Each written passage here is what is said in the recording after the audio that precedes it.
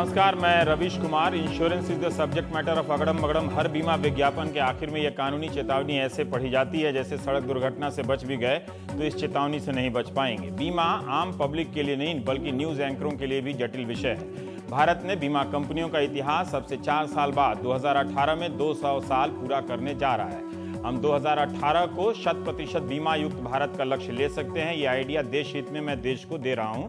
शायद जनधन योजना के बाद जरूरत ही ना पड़े। तो 196 साल पहले 1818 में भारत में बीमा व्यापार का आगमन होता है, जब कोलकाता में ओरिएंट लाइफ इंश्योरेंस कंपनी कायम होती है और 1834 तक फेल हो जाती है। 1870 में ब्रिटिश इंश्योरेंस एक्ट बनता है। 19वीं सदी के आखिरी 3 दशकों में बॉम्बे रेसिडेंसी में 3 बीमा कंपनियां वजूद में आती हैं, बॉम्बे म्यूचुअल, ओरिएंटल और एम्पायर ऑफ इंडिया। तब भारत में विदेशी बीमा कंपनियां ही कारोबार करती थीं, जैसे Albert life insurance, royal insurance, Liverpool और लंदन ग्लोब इंश्योरेंस। इस दौरान कई कानून बनते हैं, लेकिन 1938 का इंश्योरेंस एक्ट भारत में बीमा कानूनों की बुनियाद के रूप में वजूद में आता है। 1950 में बीमा व्यवसाय का राष्ट्रीयकरण कर लिया जाता है। 1990 के दशक में नेशनलाइज्ड के बाद यह सेक्टर ग्लोबलाइज्ड होने लगता है। यह ऐतिहासिक जानकारी मैंने बीमा कंपनियों की नियामक संस्था IRDA की साइट से ली है, जो हिंदी और अंग्रेजी दोनों भाषा में है, लेकिन इतिहास सिर्फ अंग्रेजी में है। I didn't like it. IRDA की साइट के अनुसार भारत में इस वक्त 28 जनरल इंश्योरेंस कंपनियां हैं। इनमें भारतीय कृषि बीमा आयोग भी है। 24 जीवन बीमा कंपनियां हैं। जनरल इंश्योरेंस और लाइफ इंश्योरेंस में फर्क है। भारत में बीमा सेक्टर के 65% हिस्से पर LIC का कब्जा है। इस बाजार में LIC कैसे टिकी हुई है और इतनी विश्वसनीय कंपनी बनी हुई है, ये बीमा सेक्टर के प्रोफेसर जानते होंगे। कहीं इसलिए तो नहीं कि बीमा धारक LIC को ज्यादा सुरक्षित समझते हैं। IRDA की साइट से पता चला है कि यह सेक्टर 15 से 20% की रफ्तार से बढ़ रहा है। क्या यह रफ्तार कम है या कोई ऐसा भी सेक्टर है जो इससे ज्यादा की रफ्तार से बढ़ रहा है? भारत की GDP में बीमा सेक्टर का योगदान 7% है। कहा जा रहा है कि बीमा सेक्टर में 80 से 1 लाख करोड़ रुपए तक का निवेश आ सकता है और नौकरियां भी खूब बढ़ेंगी। अब दलील दी जा रही है कि बीमा कंपनियों में कंपटीशन बढ़ेगा तो प्रीमियम कम होगा और ज्यादा से ज्यादा लोग इसका लाभ ले सकेंगे। अभी भी कंपटीशन तो होगा ही, तो क्या इससे आपने प्रीमियम कम होते देखा है? तो बताइएगा। 2008 से बीमा कानून संशोधन विधेयक इस समिति से उस समिति के चक्कर लगा रहा है। केंद्र सरकार जो बिल लेकर आई है उसके अनुसार भारतीय कंपनियां कारोबार के लिए ज्यादा विदेशी निवेश चाहती हैं। कई जीवन बीमा कंपनियां सिर्फ 7-8 साल पुरानी हैं, नई होने की वजह से कमाई नहीं कर सकी हैं। उनकी मांग ज्यादा विदेशी निवेश की है। इनमें कई विदेशी कंपनियां भी हैं ताकि कारोबार बढ़ाकर ये फायदा कमा सके। विदेशी कंपनियां जनरल इंश्योरेंस के सेक्टर में भी उतरना चाहती हैं, जिसके आधे से ज्यादा पर इस वक्त जनरल इंश्योरेंस का कब्जा है। इस विधेयक के पास होने के बाद देसी बीमा कंपनियां भी बाजार से पूंजी जुटा सकेंगी। स्वास्थ्य बीमा को अलग सेक्टर के रूप में इसमें निरूपित विकसित किया गया है। इस बिल का विरोध सब कर चुके हैं। बीजेपी विपक्ष में रहते हुए कर चुकी है और कांग्रेस विपक्ष में आने के बाद कर रही है। लेफ्ट स्थायी रूप से विरोधी है। बीजेपी के भीतर RSS का भारतीय मजदूर संघ भी विरोध कर रहा है, मगर भारतीय मजदूर संघ का इतना भी प्रभाव नहीं है कि वो मोदी सरकार को इस बिल के खिलाफ कर दे। 2011 की स्टैंडिंग कमेटी की रिपोर्ट में all India insurance employees association ने कहा था कि अगर शेयर बाजार के जरिए भारतीय बीमा कंपनियां पूंजी जुटाएंगी तो विदेशी निवेशकों को पिछले दरवाजे से घुसने का मौका मिल जाएगा। All India LIC employees federation ने तब कहा था कि यह दलील लैटिन अमेरिकी सरकारों ने भी दी थी कि विदेशी निवेश आने से बीमा कंपनियों का प्रबंधन बेहतर हो जाएगा, उत्पादकता बढ़ जाएगी और नई तकनीक से लैस हो जाएंगे, मगर ऐसा कुछ भी नहीं हुआ। यह सब करने के लिए FDI ही जरूरी नहीं है। भारतीय जीवन बीमा निगम अपने स्तर पर इन पैमानों पर खरा उतरता है। दावों के निपटान में LIC दुनिया में बेहतर मानी जाती है। National federation of insurance field workers of India ने कहा था कि वैश्विक मंदी के समय कई बीमा कंपनियां बर्बाद हो गई थी। 28 नवंबर को संसद की सेलेक्ट कमेटी की रिपोर्ट देनी थी, इसी 28 को, लेकिन कमेटी के अध्यक्ष BJP सांसद चंदन मित्रा ने 12 दिसंबर तक का समय मांग लिया। इस प्रस्ताव को पेश करते वक्त, समय बढ़ाने के प्रस्ताव को पेश करते वक्त कमेटी के एक सदस्य CPM के P राजीव ने कहा कि कमेटी को सदस्यों को पता ही नहीं था कि डेट बढ़ने वाली है। फिर बाद में कई दलों के सांसदों ने भी इस पर आपत्ति जताई। वित्त मंत्री अरुण जेटली ने कहा कि कमेटी में कुछ नए सदस्य बने हैं, इसलिए इसे कुछ वक्त तो चाहिए। तो अब डेट बढ़ गया है, 12 दिसंबर को इसकी रिपोर्ट आएगी। हम आज बहस कर रहे हैं। इसमें कई पक्ष हैं, एजेंट भी हैं, सर्वेयर भी हैं, राजनीतिक दल भी हैं, बीमा कंपनियां भी हैं। हमारे साथ हैं राजीव कुमार हैं, अर्थशास्त्री हैं, प्रसेनजीत बोस हैं जो वो भी अर्थशास्त्री हैं कोलकाता से। तन्मय सरकार हैं, आप अध्यक्ष हैं वेस्ट बंगाल चैप्टर के IIISLA, the Indian institute of insurance and loss assessors. अरे वाह, भयंकर। और गोपाल के अग्रवाल हैं, नेशनल कन्वीनर हैं इकोनॉमिक सेल बीजेपी के। तो हम पक्ष विपक्ष 4 ही लोग हैं, जरा सा समझना चाहते हैं। राजीव जी, जरा देश को बताएं कि क्यों जरूरी है और क्यों नहीं डरना चाहिए लोगों को। बीमा सेक्टर में FDI अगर 49% लाई गई, इससे कोई खतरा नहीं है। कुछ बुनियादी बात शुरू में बता दें, फिर उसके काउंटर में हम आपस में चर्चा करते रहेंगे। जी सर। रवि जी, सबसे बड़ी बात तो यह है कि कोई समय तो ऐसा आएगा जबकि हमारे जहन से ईस्ट इंडिया कंपनी का भूत दूर दूर हो जाएगा और हम एक कौम इस तरह की नहीं होंगे जो कि हर समय डरते रहेंगे कि अगर बाहर से कोई पूंजी लाया या कोई हमारे यहाँ निवेश करा या किसी ने आके हमारे यहाँ नौकरियां शुरू करी तो वो हमको जो है वो गुलामी के रास्ते पे ही ले जाएगा। और बात ये भी सच है कि 50,000 या 80,000 करोड़ रुपया जो चाहिए वो कम मात्रा नहीं होती। और ये कहना कि हम जो है वो इसको अपने बाजारों से, अपने डोमेस्टिक बाजारों से जुटा लेंगे, वो कहना ठीक है, मगर ये भी ज़रूरी है मानना है कि आपको ये भी पता है कि हमारे जो आधारभूत ढांचा है उसमें $1 ट्रिलियन हमें ज़रूरत है। हमारी जो शिक्षा प्रणाली है उसमें हमें जो है वो कोई $50 बिलियन की ज़रूरत है। हमारे देश में इस समय निवेश की आवश्यकता है और निवेश की आवश्यकता इसलिए क्योंकि उसमें बिना निवेश के हमारा रोजगार हम लोग नहीं बढ़ा सकते हैं। कोई भी मुल्क जो उभर रहा हो वो बाहर से जो निवेश आता है उसको नकारने के लिए मेरे ख्याल में तभी समृद्ध हो सकता है जबकि वो ये माने कि उसकी सेविंग्स इतनी ज्यादा हैं कि वो सारे काम अपने जो है कर सकता है। ठीक है। जो बात आपने इतना लंबा जो ब्यौरा दिया और उसमें ये कहने की कोशिश करी कि लाइफ इंश्योरेंस कॉर्पोरेशन सब कुछ ठीक ठाक ही कर लेता है, तो अगर ऐसा होता तो आज जीवन बीमा का पेनिट्रेशन हमारे देश में 3 या 4% नहीं होता। अच्छा। हमारे देश में किसानों को बीमा बहुत पहले मिल चुकी होती और हमारी जो प्रीमियम है और जो LIC के जो प्रीमियम है उनको हम लोग टैक्स बचाने के लिए नहीं करते, बल्कि जो लोग जिनको जीवन बीमा और जिनको अपनी जो प्रॉपर्टी है उनको सुरक्षित करने के लिए जो बीमा चाहिए होता उसको वो लोग पा सकते, उनके लिए वो मुहैया होती। ठीक है। बात साफ ये है कि अगर एक आखिरी चीज बस ये कि अगर 49% निवेश आता है बाहर की कंपनियों का, तो ये मानना कि सारा मैनेजमेंट उनके हाथ में हो जाएगा, उसके लिए उनको 49% की आवश्यकता नहीं है। वो 20 पे भी हो सकता है, 26 पे भी हो सकता है। तो ये एक बेकार की सी बात है। ठीक है। तो इसलिए इस समय इस बिल को अपोज करना ये बिल्कुल अपॉर्चुनिस्टिक है, अवसरवादी है और मेरे ख्याल में देश के हित के लिए नहीं है। देश हित, एक इसको भी डिफाइन करने की जरूरत है कि देश हित दरअसल इसकी कैसे परिभाषित किया जाए। देश हित को रवि सिर्फ एक तरह से डिफाइन करना चाहिए कि कौन सा वो कदम है जिससे कि हमारे देश में हमारे जवान युवक और युवतियों के लिए एम्प्लॉयमेंट बढ़ेगा। सिर्फ एक इसी डेफिनेशन तो सर इसमें अब ये भी सब क्लॉज में जोड़ना चाहूंगा कि उन नौकरियों का स्तर कैसा है, उनमें सुरक्षा की गारंटी कैसी है, उसमें बहुत सारी चीजें कैसी हैं, इसकी जानकारी मुझे नहीं है। अब देश अगर खुश है तो खुश है। देश में हर साल आते हैं, जिस देश में हर साल 1.2 करोड़ लोग अपने वर्किंग उसमें आते हैं, पर आपने एक मूल बात कह दी, मैं प्रसेनजीत का एक काउंटर ले लेता हूं। ठीक है, पर्याप्त नहीं। हाँ, भटकते नहीं। प्रसेनजीत, राजीव जी ने कहा कि एक LIC की बात कही कि LIC का जो विस्तार है वो 3-4% ही है, वो भी इसलिए है कि टैक्स में छूट मिलती है, इस वजह से है। ठीक है। और इतना ज्यादा 50,000 80,000 करोड़ विदेशी निवेश की जरूरत है हमारे बीमा सेक्टर में, ये हम अपने बाजार से नहीं ला सकते, विदेशों से लाना पड़ेगा। और 49% की जो बात है उसको लेकर भयभीत होने की जरूरत नहीं है, क्योंकि जरूरी नहीं कि कंपनियां 49% ही निवेश करें, कम भी कर सकती हैं उसमें, वो तो एक अपर लिमिट है। आपका क्या काउंटर है इसके खिलाफ में प्रसेनजीत? पहला चीज तो रविश ये है कि अभी हमारे प्रधानमंत्री जी ने कहा कि मेक इन इंडिया, और उन्होंने बोला कि विदेशी निवेश हम जो है औद्योगिक क्षेत्र में जो है चाहते हैं। हमको निवेश चाहिए, विदेशी निवेश भी चाहिए, लेकिन ये सरकार जो पहला कदम ले रहा है वो ऐसा एक क्षेत्र में है, वो तो मैन्युफैक्चरिंग क्षेत्र नहीं है। सरकार बोल रही है कि हमको रोजगार पैदा करना है मैन्युफैक्चरिंग में, लेकिन नहीं, राजीव जी, मैं आपका बात को इंटरप्ट नहीं किया। आई डिडंट इंटरप्ट यू, आप मेरा बात को सुनिए। इंटरप्ट मत कीजिए राजीव जी, गलत बात तो ना कहिए। नहीं राजीव जी, आप भी बहुत गलत बात आप भी किए हैं, गलत बात आप भी किए हैं।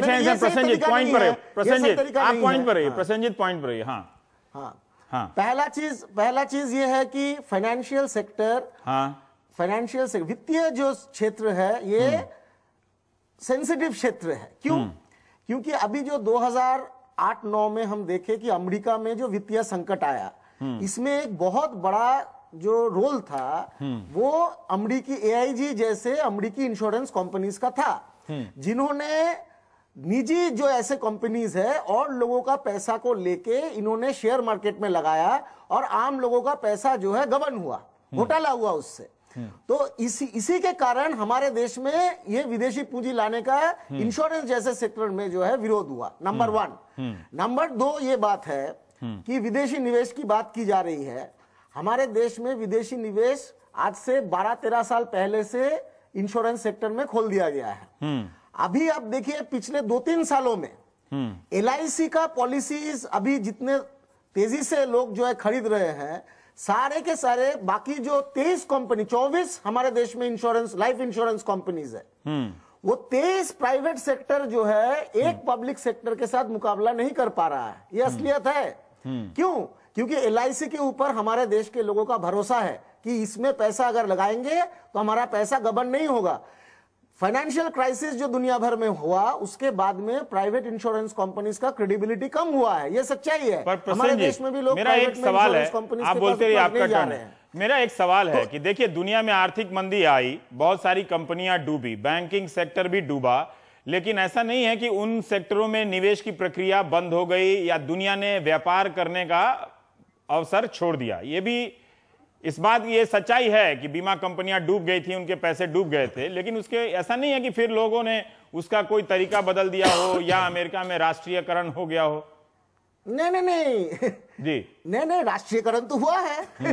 राष्ट्रीयकरण हुआ है क्योंकि ये सारे जो बड़े बड़े बैंक थे, इंश्योरेंस कंपनीज थे, इनको करोड़ों रुपए का बेल आउट पैकेज जो करदाता है, टैक्स पेयर्स है, उनके पैसे से दिया गया, तभी ये तो डूब गए थे ये सारे कंपनीज जो है। हम ये बोल रहे हैं कि हमारे देश में जैसे स्टेट बैंक ऑफ इंडिया है, LIC है, ये तो नहीं डूबा ना। तो हम इनको और बेहतर बनाने के लिए क्या काम हम कर सकते हैं। और विदेशी पूंजी तो है हमारे देश में, ऐसा नहीं कि इंश्योरेंस सेक्टर में विदेशी पूंजी नहीं है, जितना है उतने से कड़ा काम चलाए, कॉम्पीट करे। LIC के साथ में 24 कंपनी है, 23 प्राइवेट सेक्टर है, एक पब्लिक सेक्टर है। अगर देखिए डिफेंस में खुल गया है तो इंश्योरेंस को आप कितना बंद रखेंगे? आप अगर भाई ये जो मिडिल क्लास है वो सहमत है इससे, डिफेंस में खुल गया है, हम तो राजीव जी आ रहा हूं, इनका एक पॉइंट पूरा हो जाए। हाँ बोल लीजिए। हाँ प्रसेनजीत, देखिए ये क्या राष्ट्रवाद है, मुझे समझ में नहीं आता। प्रधानमंत्री एक तरफ बोल रहे हैं मेक इन इंडिया जो है, दूसरे तरफ हम बोल रहे हैं कि विदेशी पूंजी आके हमारा उद्धार करेगा। अरे अपने पैर पे खड़े होइए, अगर सही में राष्ट्रवादी है अपने पैर पे खड़ा होकर दिखाइए। विदेशी पूंजी का इस तरीके का चापलूसी करना बंद कीजिए। राजीव जी, इस संदर्भ में आप अगर जवाब दे दे तो अच्छा रहेगा कि ये जो अनुभव है कि मंदी के दौर में बीमा कंपनियां डूबी थीं, दुनिया के कई देशों में ऐसे उदाहरण मिलते हैं, तो शायद इस अनुभव से ये सतर्कता बरती जा रही है। और दूसरा कि 23 प्राइवेट कंपनियां आने के बावजूद उनको भी बीमा से छूट मिलती है, जो टैक्स छूट है उसमें सिर्फ LIC पॉलिसी को नहीं मिलती है, प्राइवेट कंपनियों को भी बीमा को भी मिलती है, तो वो लोग उससे मुकाबला नहीं कर पाए। इन दो संदर्भ में जवाब दे दीजिए, फिर मैं गोपाल जी के पास जाऊंगा। आ रहा हूं। हाँ जी, पहली चीज तो ये कि जो आर्थिक संकट में बीमा कंपनी डूबी वो इस वजह से क्योंकि बैंकों ने बेतहाशा बुरे लोन मकान खरीदने के लिए लोगों को दिए, जिनके पास कोई भी आमदनी नहीं थी उनको भी मकान खरीदने के लिए अनाप शनाप लोन दिए, उनकी इंश्योरेंस कराई हुई थी बीमा कंपनियों ने। तो इसलिए बीमा कंपनी ने, इस वजह से बीमा कंपनियों पर वो बुरा असर पड़ा। और सारी बीमा कंपनी नहीं पूरे संसार में डूबी, एक दो डूबी, AIG जैसी जिसको कहते हैं, मगर स्विस रे है, ज्यूरिक है वगैरह, वो सब अभी भी बहुत ही बड़ी और बहुत सक्सेसफुल कंपनीज हैं। ठीक है। दूसरी चीज ये है कि जहां तक ये 23 कंपनीज की बात है, अगर आपके पास 1950 से लेकर 1990 तक मोनोपोली रही हो एक पूरे क्षेत्र की, और आपने उसमें अरबों रुपया इकट्ठा किया हो प्रीमियम से, जिसलिए कि आपकी जो वित्तीय कॉस्ट है, जो आपकी अपनी कैपिटल कॉस्ट है, वो बिल्कुल जीरो रही हो, और आपने इतना निवेश किया हो कि उसका रिटर्न आपके पास आ रहा हो, तो LIC के पास तो इस समय इतना भंडार है वित्त का कि वो जितना चाहे वो उसको उनसे लोगों से कम्पीट कर सकती है। मगर पहली बार ये हो रहा है कि 23 कंपनियों की आने की वजह से एक कंपटीशन बाजार में आया है, जिससे कि उपभोक्ताओं को, कंज्यूमर को फायदा हो रहा है। यही LIC कंपनी है जो कि मैं आज जानता हूं कि प्रसेनजीत ने 15 साल कहा पहले कि 23 कंपनियां आ गईं, अगर फायदा हो रहा होता तो ये LIC का वर्चस्व टूट गया होता पिछले 15-20 सालों में। नहीं, देखिए, वर्चस्व टूट रहा है, उनका मार्केट शेयर बहुत कम हो गया है। ये बात बिल्कुल गलत है कहना। पहले तो उनका 100% था, और अब मार्केट शेयर जो है वो उनका घट के कम से कम मेरे ख्याल में 70 या 72% रह गया है। यही बात जो है वो हमारे बैंकों के उसमें आती है। मैं स्टेट बैंक के बोर्ड पर हूँ। ठीक है प्रसेनजीत, हाँ एक सेकंड प्रसेनजीत, बस अब आप उनका शेयर 27%। राजीव प्रसेनजीत, मैं एक बार पहले समअप कर दूं कि राजीव जी ने क्या कहा। आपने अमेरिका के LIC कंपनियों के डूबने की बात कही, लेकिन राजीव ने बताया कि दुनिया के अन्य देशों में उसी मंदी के दौरान कुछ और भी बड़ी कंपनियां थी बीमा जो नहीं डूबी। ये उन्होंने उदाहरण दिया, संदर्भ को थोड़ा विस्तृत किया है। अब आप अपना जवाब दीजिए, फिर मैं गोपाल जी के पास जाऊंगा। हाँ, इसका जवाब दो जवाब है। पहला चीज तो यह है कि हाँ, मैं तो कभी नहीं बोला कि सारे कंपनी डूब गई, लेकिन जितना भी बैंक और इंश्योरेंस कंपनीज डूबा वो निजी कंपनी थे।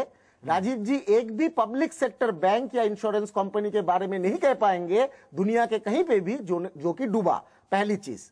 दूसरा, राजीव जी से मैं आग्रह करूंगा, आप जिस वेबसाइट को दिखाएं IRDA का, वो IRDA हर साल का हिसाब जो है छापता है, किसका कितना मार्केट शेयर है। पिछले 2-3 सालों में LIC का मार्केट शेयर लाइफ इंश्योरेंस में बढ़ा है, प्राइवेट कंपनीज का घटा है, LIC का बड़ा है। मैं पिछले 2-3 सालों का बात कह रहा हूं, और वो इसी कारण बड़ा है क्योंकि जो क्राइसिस के समय में पब्लिक सेक्टर का क्रेडिबिलिटी फिर से बड़ा है, प्राइवेट सेक्टर फाइनेंशियल इंस्टीट्यूशन का क्रेडिबिलिटी घटा है। गोपाल जी, अभी एक किसी सज्जन ने किया, हालांकि वो पूरा सच्चाई नहीं हो सकता, मैं पढ़ दूं, सर मैं फाइनेंस सेक्टर में काम करता हूं, आज प्राइवेट इंश्योरेंस कंपनी के ब्रांच बंद हो रहे हैं। उनको जयपुर का उदाहरण दिया है और कहा है कि नौकरी सबसे खराब इंश्योरेंस सेक्टर में मानी जाती है, और इंश्योरेंस सेक्टर में काम करने वाले स्टाफ को बैंक लोन नहीं देती है क्योंकि नौकरी टिकाऊ नहीं होती है। 9 साल के अनुभव पे कह रहे हैं। मान लेते हैं एक व्यक्ति दुखी आत्मा का कोई ऐसा हो सकता है। ऐसा तो आप लोगों के रहते ऐसा हो ही नहीं सकता है, मतलब सब सम्मान से काम कर रहे हैं। ये तो सेक्टरल और इंडिविजुअल केसेस है। अब मेरा एक सवाल है, यहाँ 2 बातें हो गई कि क्यों होना चाहिए, क्यों नहीं होना चाहिए। सरकारें बदलती हैं, पार्टियों का स्टैंड बदल सकता है। मेरी उसमें दिलचस्पी नहीं है कि पहले आप इस नीति का विरोध करते थे, अब आप समर्थन करते हैं। अब आपका विजडम बढ़ गया है तो अब आप इसका समर्थन करते हैं, मैं ये मान लेता हूं। ये जो खतरा है, और भारतीय मजदूर संघ भी उसकी भी राय है कि हमारा अपना LIC का जो अर्जित अनुभव है और जो बड़ी कंपनी है वो एक तरह से डिसमेंटल हो जाएगी, बिखर जाएगी, अगर आप इस निवेश को छूट देंगे, 49% लाएंगे तो। इसकी कीमत पे, चूंकि इसका होल्ड इतना ज्यादा है कि हमारी कामयाबी को किनारे करने के लिए, कमजोर करने के लिए इनको मजबूत किया जा रहा है। नहीं, अगर इस चीज को हम ऑब्जेक्टिवली देखें, हाँ। तो पिछले 10 साल में जब ये लिबरलाइजेशन शुरू हुआ है 10-15 साल में, तो LIC का जो प्रीमियम है, जो अमाउंट उनको मिला है, वो 8 टाइम्स इंक्रीज हुआ है। तो ऐसा नहीं है कि लिबरलाइजेशन से LIC को नुकसान हुआ है। जब मार्केट अवेयरनेस बढ़ता है तो ज्यादा लोग इंश्योरेंस में आने लगते हैं। अभी तक हम इंश्योरेंस को एक टैक्स सेविंग स्कीम और एक इन्वेस्टमेंट एवेन्यू समझते थे, जबकि हमारे देश में यह बहुत बड़ी आवश्यकता थी कि जनता इसको सोचे कि जीवन में रिस्क होता है, कई तरह के रिस्क हैं, लाइफ के ही नहीं है, जनरल इंश्योरेंस के भी रिस्क हैं, थेफ्ट के भी हैं, फायर के भी हैं, हेल्थ इंश्योरेंस की भी रिक्वायरमेंट है। इतने सारे सेक्टर्स हैं, और केवल हेल्थ ही नहीं है, इन सारे सेक्टर्स में हजारों कई सौ तरह के प्रोडक्ट है, हर व्यक्ति की अलग अलग रिक्वायरमेंट है। अवसर है, आप खुद ही करेंगे, जब इतना अवसर है तो उस अवसर का तो बिना विदेशी निवेश के भी लाभ उठाया जा सकता है। नहीं, अवसर को बनाने के लिए भी जमीन तैयार करनी पड़ती है। आज ऐसा नहीं, LIC अगर मोनोपोली सिचुएशन रहती है वो तो है नहीं, मोनोपोली सिचुएशन तो है नहीं, मोनोपोली जो अगर सिचुएशन रहती है, एक तो हमने मार्केट अवेयरनेस क्रिएट नहीं की, जो नए इनोवेटिव प्रोडक्ट है उनको भी लाया, तो ये भी आप करेंगे, तो सरकार करेगी, वो तो दिन भर उनका प्रचार चलता रहता है। ये तो जो इंश्योरेंस कंपनीज आएंगी, जब कंपटीशन होगा, कंपटीशन का नेचुरल फिनोमिना है कि नए प्रोडक्ट, उन्हें इनोवेटिव प्रोडक्ट लाने पड़ेंगे, उनको बेचना पड़ेगा। गोपाल जी, वो बात सच है, अब तक जितने नए इनोवेटिव प्रोडक्ट आए हैं वो क्यों नहीं इसके एकाधिकार क्षेत्र को कम्पीट कर सकी? उससे नहीं कम्पीट कर सकी? नहीं, ये बात नहीं है। जब इनोवेटिव प्रोडक्ट आते हैं, नए एक्सपीरियंस और टेक्नोलॉजी और उसके कारण आते हैं। और जहां तक आपका पहला प्रश्न था, LIC के बिजनेस को बिल्कुल नुकसान नहीं हुआ और 8 गुना उसका प्रीमियम बढ़ा है, तो इसलिए LIC को बिल्कुल नुकसान नहीं होने वाला। मार्केट शेयर बढ़ रहा है, पेनिट्रेशन हो गया, तो तो इसकी गारंटी कैसे लेंगे? राजीव जी ने कहा था, आप कैसे कर सकते हैं गोपाल जी कि नुकसान नहीं होने वाला? हो गया तो हम किसके पास जाएंगे? नहीं, नुकसान कैसे? जब आप देखिए IRDA भी है, LIC के जो एजेंट है उन लोगों ने भी विरोध किया है। आप देखिए, अगर गवर्नमेंट ने क्या किया है, चेक्स एंड बैलेंसेस रखे हैं इसमें, एक सेकंड आ रहा हूं, चेक्स एंड बैलेंसेस रखे हैं। IRDA इसको कंट्रोल करेगा। 26% से ऊपर कोई इन्वेस्टमेंट नई कंपनी को आना करना है, बढ़ाना अपनी इक्विटी, तो FIBP foreign investment promotion board की परमिशन के बाद ही कर सकता है। एक दूसरा चेक ये है कि ये जो अपना प्रॉफिट है, केवल विदेशी कंपनियां अगर आएंगी तो वो अपना प्रॉफिट ही केवल ले जा सकती हैं। यहां से जो सेविंग इन्वेस्टमेंट प्रीमियम के रूप में आएगा, उसको उन्हें 15% इंफ्रास्ट्रक्चर में खर्च करना पड़ेगा। ये बहुत बड़ा चेक है। एक बात आप और बताइए, एक मैं बता दूं कि 60,000 करोड़ आपको इन्वेस्टमेंट केवल इंश्योरेंस सेक्टर में ही IRDA के रिपोर्ट के अनुसार चाहिए, तो वो डोमेस्टिक कंपनियां कर ही नहीं सकती। 13 कंपनियां हैं जो बैंक के द्वारा प्रमोटेड है, उनको अपनी कैपिटल के लिए भी पैसा कम है, उनकी बेसिक रिक्वायरमेंट के लिए उनको अपना कैपिटल, कोर सेक्टर में कैपिटल बढ़ाना है, वो नहीं कर पाएंगे। तो ये जो, और उनके ऊपर एक और कंडीशन है कि अपनी 20% से ज्यादा इक्विटी वो इंश्योरेंस सेक्टर में नहीं लगा सकते, तो इंश्योरेंस सेक्टर में इन्वेस्टमेंट कहां से आएगा? एक छोटी बात आपके ध्यान में जरूर लानी चाहिए कि अगर हमें इकोनॉमिक डेवलपमेंट देश का करना है तो 2 चीजों की आवश्यकता, एक तो लेबर और दूसरा है कैपिटल। लेबर हमारे यहाँ पे सब जानते हैं कि हमारे पास अंडर एम्प्लॉयमेंट, अनएम्प्लॉयमेंट बहुत ज्यादा है, लेबर की प्रचुर मात्रा में अवेलेबिलिटी है, तो हमें कैपिटल की शॉर्टेज है, और वह कहीं भी अगर हम गवर्नमेंट के ऊपर डिपेंड करेंगे मेरे साथ, तो वो पॉसिबल नहीं है। अपने हिसाब से कोई भी राज्य चुन लीजिएगा, को लेके गुजरात से लेकर बिहार ये तक, दोनों से इकोनॉमिक डेवलपमेंट बस्तियों में चलिएगा, जरा उनकी हालत है ना, वो भी मैं दिखाना चाहता हूँ। कोई भी राज्य चुन लीजिएगा। खैर, पर प्रसंजीत यहाँ उनका स्किल डेवलपमेंट किया जाएगा, स्किल डेवलपमेंट की अलग नौकरियों की जो बहुत सारी सुविधाएं होती है, मिलती है कि नहीं मिलती है, मैं एक राज्य की बात नहीं करूं, कोई भी राज्य आप अपने हिसाब से चुन लीजिएगा। जब मैं देखता हूं ना, हजारों लोग अपना पैदल 20-20 किलोमीटर चल रहे हैं और उनके पास इतनी भी कमाई नहीं है कि वो बस से जा सकते हैं, तो फिर मेरे मन में एक सवाल आता है, लेकिन मेरे जैसे लोग हमेशा हाशिए पर रहने चाहिए, उनको देश को नहीं सुनना चाहिए। पूरी चिंता है और इसलिए केवल उसके कारण प्रसन्नजीत, तन्मयदा मैं अभी आ रहा हूं, एक सेकंड। प्रसन्नजीत, मुझे एक बात बताइए, अभी गोपाल जी ने कहा कि चेक है बहुत सारा, है ना, जैसे आप पैसा लाएंगे जो 49% आएगा, एक FIP अनुमति लेनी पड़ेगी, उसका सिर्फ प्रॉफिट आप ले जा सकते हैं, और है ना? आप जो इन्वेस्टमेंट जो करते हैं प्रॉफिट ही केवल ले जा सकते हैं, और कंट्रोल उनके जो प्रॉफिट उसको इन्वेस्टमेंट इंफ्रास्ट्रक्चर सेक्टर में करना पड़ेगा। ये सब जो चेक है, रवीश, राजीव जी आप कह लीजिए। इंश्योरेंस रवीश, अमूमन इंश्योरेंस कंपनीज प्रॉफिट रिपैट्रिएट नहीं करती हैं, क्योंकि उनको यहाँ पर अपनी पूंजी की आवश्यकता होती है, और सारे के सारे ये जो प्रॉफिट्स हैं वो अगले 15-20 साल तक तो कहीं जाने वाले नहीं हैं। तो ये जो डर आप हमें बार बार हम लोगों को लगता है, भय होता है कि यहाँ का पैसा लेकर वो ईस्ट इंडिया कंपनी की तरफ जो है वो बाहर के लोग फायदा उठाएंगे, ऐसा होता नहीं है। जितने भी आप पुराना देख लीजिए, FDI का हमारा तजुर्बा, ईस्ट इंडिया कंपनी को तो बाद में इंडिया नहीं खरीद लिया, पान मसाला के ऐड में आता है। एक और बहुत महत्वपूर्ण बात, जहां पर रिटर्न ज्यादा होगा हिंदुस्तान जैसे मुल्क में, वहीं पर अपनी पूंजी रखेंगे ना। जहां पर 2% रिटर्न मिल रहा है अमेरिका में, वहां क्यों ले जाएंगे? ठीक है, ये बात है। प्रसन्नजीत, एक सेकंड और एक पॉइंट और, 1-2 पॉइंट, ये जो 10-11 ऑब्जेक्शंस थे स्टैंडिंग कमेटी ने दिए थे, उसको इस 14 अमेंडमेंट 2014 में उन सबको प्रसेनजीत, जो आप आशंका बता रहे हैं उसका एक जवाब दिया कि बहुत सारे चेक्स हैं कि जो पैसा आएगा और ले जाने का, और राजीव कह रहे हैं कि अमूमन जो कंपनियां होती हैं वो अपने प्रॉफिट को ऐसा नहीं कि सीधा उठा के बाहर ले जाएंगी, उनको यहां धंधा करने के लिए भी निवेश के बाद निवेश की जरूरत तो पड़ेगी, और कम से कम 15-20 सालों तक तो हम सेफ हैं। आपका 60 साल तो कट जाएगा। प्रसेनजीत बाबू, जवाब दीजिए इसका। नहीं, मैं पहला चीज तो ये है कि ये सब जो रेगुलेशंस है, जैसे बैंकिंग सेक्टर में प्रायोरिटी सेक्टर लेंडिंग का रेगुलेशन है कि आप जितना एक बैंक है, आपका 40% आप जितना कर्जा देंगे 40% उसका कृषि और छोटे उद्योग वगैरह में देना पड़ेगा। आप आरबीआई का रिपोर्ट वगैरह देखिए कि प्राइवेट सेक्टर बैंक का प्रायोरिटी सेक्टर में लोन देने को लेके काफी प्रॉब्लम्स होता है। वो क्यों? क्योंकि कोई भी निजी जो संस्था है, चाहे बैंक हो चाहे इंश्योरेंस कंपनी हो, उनका जो मुनाफा कमाने का जो तरीका है उसके चलते वो लोग अर्बन जो सेगमेंट है पॉपुलेशन का, बड़े मेट्रोज में, बड़े शहरों में, इसी में वो लोग क्राउड करते हैं। गांव में ये लोग नहीं जाते, छोटे शहरों में ये लोग नहीं जाते। इंश्योरेंस में भी वही कहानी है।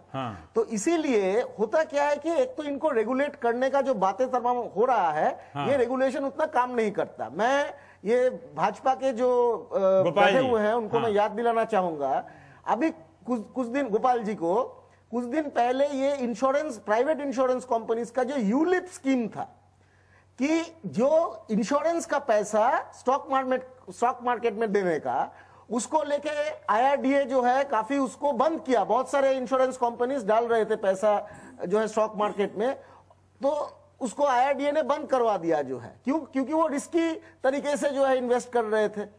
तो प्राइवेट कंपनीज का रेगुलेशन का ये प्रॉब्लम्स है, आप जितना भी डालिए उसको वो लोग बाईपास करने का कोशिश हमेशा करते हैं। पहला चीज तो ये वो जितने सेफगार्ड्स वो रख रहे हैं वो। दूसरा जो इंपॉर्टेंट चीज है वो देश की प्राथमिकता की बात है। हाँ, देखिए देश की हमको पूंजी चाहिए सभी मानते हैं, लेकिन पूंजी का मतलब क्या सिर्फ विदेशी और अमेरिकी और इंश्योरेंस नहीं है। कह रहे हैं ना, गोपाल ने कहा कि भाई 60,000 करोड़ रुपया कहां से लाइएगा या 1 लाख बैंक आपके दे नहीं सकते। अरे आप खुद बोल रहे हैं, नहीं आप खुद बोल रहे हैं एलआईसी के पास इतने पैसे हैं, इतने पैसे हैं, तो एलआईसी को बोलिए ना थोड़ा पैसा डालने के लिए। कहां पे लाएंगे? एलआईसी को बोलिए। ठीक है, अब रुकते हैं। देखिए प्रसेनजीत जी ने एक फैलेसी की है, एलआईसी के पास जो पैसा वो कैपिटल पे नहीं है, इंश्योरेंस प्रीमियम पे, उससे इक्विटी नहीं बढ़ती।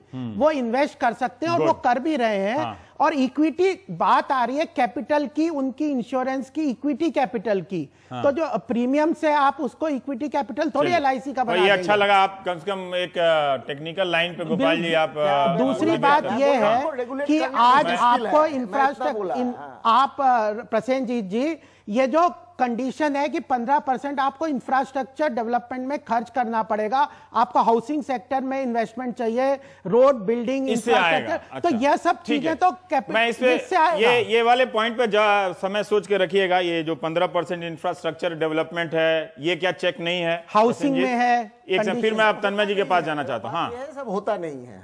वो आप ठीक है, होता नहीं। तन्मय जी मैं ये जानना चाहता हूँ, एक बार दर्शकों को बता दें कि ये जो बिल है वो सिर्फ 49% से ही संबंधित नहीं है, उसका ये पहलू नहीं है। इसमें बहुत सारे दंड के प्रावधान लगाए गए हैं, एजेंट पे भी चेक्स लगाए गए हैं, और हेल्थ सेक्टर को एक अलग से इसको निकाल के बनाया गया है। अब वो क्या होता है नहीं होता है वो पता है हेल्थ वाला। तन्मय जी मैं ये जानना चाहता हूं कि आप लोग जो Indian institute of insurance and loss assessors हैं, है ना, जो हम ये समझते हैं कि अगर कोई दुर्घटनाग्रस्त गाड़ी हो गई तो उसके पास असेसमेंट के लिए आप लोग के पास जाते हैं, आप लोगों का इस विषय में क्या टेक है एजेंट और एसेसर्स की तरफ से? मैं माफी चाहता हूं आपको देर से आपके पास गया, लेकिन फिर भी। हाँ, देखिए इस विषय पे एजेंट और एसेस नहीं, कोई प्रॉब्लम नहीं। हाँ। इस बारे में एजेंट्स भी अपना मुद्दा उठाते रहा, हम लोग सर्वेयर्स भी अपना मुद्दा उठाते रहा। एक्चुअली ये जो इंश्योरेंस बिल इस फॉर्मेट में है, हम लोग इसमें खतरे का घंटी देख रहे हैं, बहुत ज्यादा खतरे का घंटी देख रहे हैं। सबको नजर है आपका एफडीआई के ऊपर। 49% एफडीआई के मीडिया से लेके, गवर्नमेंट से लेके, पॉलिटिशियंस से लेके, ब्यूरोक्रेट से लेके सबका नजर है 49% एफडीआई पे। लेकिन इसके अंदर ही अंदर बहुत से क्लॉजेस चेंज होते जा रहा है, जिसमें इंश्योरेंस का मतलब क्या है, कंज्यूमर को ठीक से क्लेम मिले। Mainly consumer is buying an insurance policy, एक पॉलिसी वो परचेस करते हैं, उसको जब कोई क्लेम होगा तब उसको पूरा ठीक से क्लेम मिलने के लिए। समझाइए, लेकिन समझाइए ऐसा कैसे प्रोसेस नहीं चेंज मिलेगा? करते जा रहा है जहां पे कस्टमर को हम लोग जो ग्राउंड रियलिटीज जानते हैं, हम लोग फील्ड में जो काम करते हैं, हाँ जी, वो क्लेम नए कानून ठीक से से कैसे मिलेगा नहीं मिलेगा, कि ये इसमें जरा डाउट पैदा समझाइए हो दर्शक जाते हैं। को। जस्ट फॉर एग्जाम्पल मैं मिसाल पे तौर पे आपको बता सकता हूँ, इंश्योरेंस में एक तो क्लॉज है, जी जी, मैं बता रहा हूँ, एक तो डिटेल्स में बता रहा हूँ। इंश्योरेंस क्लेम में एक तो क्लॉज है जिसका नाम है UM64। UM64 के मत पे हिसाब से 20,000 रुपया के ऊपर में कोई भी क्लेम अगर होगा तो सर्वे करना है और रिपोर्ट लेना है एक लाइसेंस सर्वेयर से। तो इसमें क्या होता है कि कुछ कोई भी कंपनी अपना अपना स्टाफ यूज करके कर नहीं सकेगा, कि जो इंडिपेंडेंट सर्वेयर से, जो न्यूट्रल सर्वेयर से उसी को करना चाहते हैं वही लॉस एसेस करेगा। लेकिन इस बिल में यही क्लॉज को हटा देना चाहते हैं, यही क्लॉज को रिमूव करके, एक्ट को रिमूव करके इसको डालना चाहते हैं रेगुलेशन पे। रेगुलेशन में आ जाएंगे तो क्या होगा, तो कोई भी कंपनी अपना अपने हिसाब से कम करने लगेंगे। IRDA भी कभी कभी अपना मर्जी से रेगुलेशंस को चेंज करते रहेगा। अभी एक्ट है, एक्ट के मतलब है कि कभी भी कोई चेंजेस करना होगा तो पार्लियामेंट से करना होगा। ठीक है, लेकिन अभी वो क्लॉज अगर हट जाएगा, उसमें अगर रेगुलेशन आ जाएंगे तो कभी बहुत सा चेंज हो जाएगा। अब थोड़ा इसके लिए थोड़ा पहले चला जाइए। कुछ साल पहले जब प्राइवेटाइज थे कंपनी, नेशनलाइज नहीं हुए थे, तब क्या हो रहा था, क्लेम कैसे सेटल किया जा रहा था। इतना प्रॉब्लम हो गया थे कि उसमें मोरारजी देसाई तो फाइनेंस मिनिस्टर थे, उसमें डिस्कस करके कुछ UM64 को लाया गया, सर्वे प्रोफेशन को लाया गया, फिर उसके बाद इंश्योरेंस कंपनी को भी नेशनलाइज किया गया। उसके बाद अब देखेंगे जब दोबारा फिर ग्लोबलाइजेशन के हुए, प्राइवेटाइज हुए, लेकिन अभी भी वो UM64 है। अब एक बात दिमाग में रखिए, UM64 अभी भी है, ठीक है, बट स्टिल बाजार में पूरा इस UM64 को वायलेट करता जा रहा है। मैं कोई कंपनी का नाम नहीं लेना चाहता, बहुत कंपनी, आप खुद कभी भी गैरेज में जाइए, झांकिए, इन्वेस्टिगेशन करिए। आप गाड़ी का एग्जाम्पल लिए तो मैं गाड़ी से ही बोल रहा हूं। अब कभी भी जाएंगे तो देखेंगे 20,000 का लिमिट है गवर्नमेंट का, लेकिन फिर भी प्राइवेट कंपनीज हो चाहे कोई भी हो, ये नियम नहीं मान रहा है। इसमें क्या होता है, एक्चुअली जो कस्टमर है या कंज्यूमर है, उसको अपना क्लेम सही नहीं मिल रहा है। एक आपने वो सर्वेयर वाला एंगल लाया कि जिससे इससे ये अंदाजा हुआ, मतलब टीवी है, इससे ये अंदाजा हुआ सर कि जमीन पर इन नीतियों का जो प्रसंजित कह रहे हैं को कैसे लागू किया जाता है। एक SMS आया है कि जो प्राइवेट कंपनियां हैं वो काफ़ी सस्ती हैं, उनकी बीमा जो है वो LIC की तुलना में, क्योंकि काफ़ी लंबा वक्त चाहिए होता है मुनाफा कमाने के लिए, इसलिए इनको बहुत पैसा चाहिए होता है। नहीं, बिल्कुल मैं कह रहा हूं कि ये अगर आप ये जो चीजें हैं, मार्केट खुलने से नए नए प्रोडक्ट आ रहे हैं, और आप ये देखिए एक इंश्योरेंस, ये जो हेल्थ इंश्योरेंस है, ये बहुत बड़ा सेक्टर है। एक बात है जो आप कह रहे हैं इंफ्रास्ट्रक्चर में लगा है। अभी एक मेरा SMS आया है कि जब FTI जो IRDA ने की खुद की फाइंडिंग है कि जब कंपनियों का जो पैसा बाहर से आया वो उनके अपने विस्तार में लगाया, उन्होंने एक भी पैसा इंफ्रास्ट्रक्चर में नहीं लगाया। नहीं, मैं ये जो पैसा लगाना, ये जो प्रीमियम वाला पैसा है, प्रीमियम वाला पैसा जो इंश्योरेंस प्रीमियम लेते हैं, उनका पैसा वो वहां पे इंफ्रास्ट्रक्चर में लगाना पड़ता है। उस पैसे को वो उसको कहीं नहीं कर सकते। तो यह जो है कंट्रोल उस पे है, जो प्रीमियम से लोगों से लेते हैं इंश्योरेंस के लिए, उसको उन्होंने सेविंग्स के रूप में इन्वेस्टमेंट करना है। ठीक है, तो यह कंडीशन है। दूसरी आपको मैं एक और बहुत महत्वपूर्ण बातें बताऊं कि ये जो 2014 में जो पहले वाले बिल में कई शॉर्टकमिंग थी, अभी जो अमेंडमेंट में जुलाई में लाए हैं, 3-4 चीजें आपके ध्यान में जरूर लाना चाहता हूं। अभी एक तो, रहने देते हैं, नहीं वो बहुत जरूरी है, क्योंकि एक तो अनरजिस्टर्ड लोग पहले SEZ में काम कर सकते थे पिछले बिल में, अब नहीं कर ये 2014 में इसको रोक दिया है। ये मुझे नहीं मालूम है, तो मैं उसमें उस इलाके में नहीं कई सारी चीजें, मुझे लगता है कि बहुत तरह के जो सवाल हैं इसको रुकते हैं, बहुत सारे सवाल हैं, बस एक कार्यक्रम में इसको नहीं निपटाते हैं। बहुत बहुत शुक्रिया आप लोगों का एक पक्ष रखने के लिए कि इससे जुड़ी हुई बातें कैसे पूरी हो सकती है, मतलब वो बिल ही पूरा पढ़ दें। ये ओवरऑल ध्यान में रखना चाहिए कि बहुत सारी जनता की और देश की चिंताओं को इसमें 2014 में उसको इनकॉर्पोरेट मैं भी इसमें बोलना चाहता हूँ कि ऑनरेबल फाइनेंस मिनिस्टर और द सिलेक्ट कमेटी मेंबर्स थोड़ा इसमें झांकिए कि UM64 को बचाया जाए, जी तन्मय जी, जी राजीव, कंज्यूमर को बचाया जाए, UM64 को प्रोटेक्शन दिया जाए, कंज्यूमर को प्रोटेक्शन दिया जाए। अदरवाइज मार्केट में फिर वही पुराना लूट चलता रहेगा, प्राइवेट इंश्योरेंस कंपनी और गवर्नमेंट। राजीव, तन्मय हो गया आपका पॉइंट। हाँ राजीव, हाँ रवीश, सिर्फ 2 बातें छोटी छोटी हैं कि ये जो हम लोग मतभेद निकालते रहते हैं निजी क्षेत्र और सरकारी क्षेत्र की कंपनियों का, ये अब बहुत पुरानी बात हो गई। किसी भी मुल्क में अब इसको बारे में इस पर अब कोई इस पे कोई अब जो है वो गौर नहीं करता। चीन में हो, रूस में हो, जितने पुराने कम्युनिस्ट कंट्रीज हैं, सब में जो है दोनों का मिलकर काम होता है। लेकिन वो बीमा कंपनियां तो कैपिटलिस्ट कंट्री में डूब गई थी। एक ही आदमी, अब कोई कम्युनिस्ट कंट्री नहीं है सर, अब उसका नाम मगर दूसरी चीज ये कि अब ये जो विदेशी निवेश से डर कर रहना, नहीं डरना, 60 साल की उम्र हो गई हमारे देश की, बिल्कुल वो भी बहुत पुरानी आउटडेटेड बात है। हम छोटा सा डूबी भी है, वो डूबी इसलिए कि एसेट बबल था, ये नहीं कि वो मिसमैनेज थे, वो जो पूरा एसेट इकोनॉमी में बबल क्रिएट हो गया, दिल डूबा टाइप से, वो मस्ती में दिल डूब गया उनका। बहुत बहुत शुक्रिया आप सभी का।